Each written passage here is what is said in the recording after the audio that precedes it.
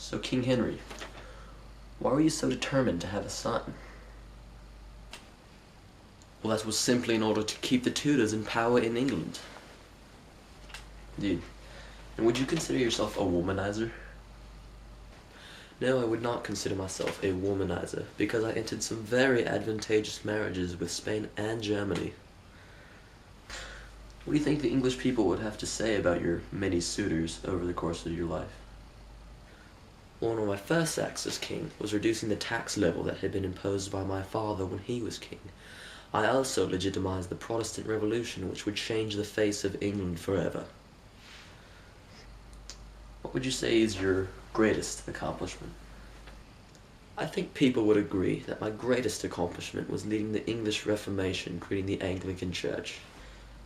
And what is so significant about this Anglican Church? The most important difference is that we do not recognize the Pope as the supreme leader of the Church, but instead we recognize the English King as the supreme leader of the Church and state. What do you think you did to improve England as a country during your reign as king?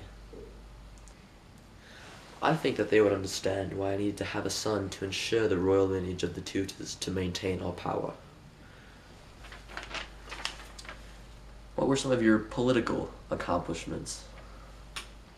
Well, along with being the King of England, I was also accorded with being the King of Ireland in 1541. My Act of Appeals aided the constitutional development of England as well.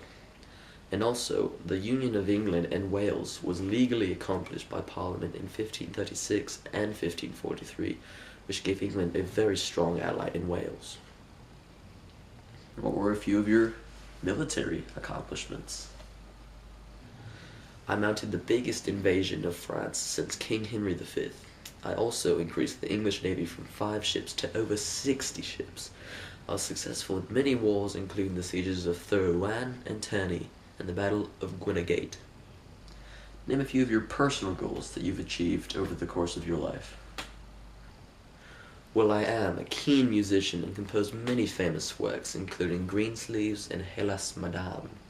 Also, when I was a young lad, I was a fine horseman and I excelled at the joust. Last question, Mr. Henry. What would you say were some of your greatest defeats or failures during your lifetime? That would likely have to be when England invaded France, but we soon had to abandon our attempts as their forces were far stronger than ours.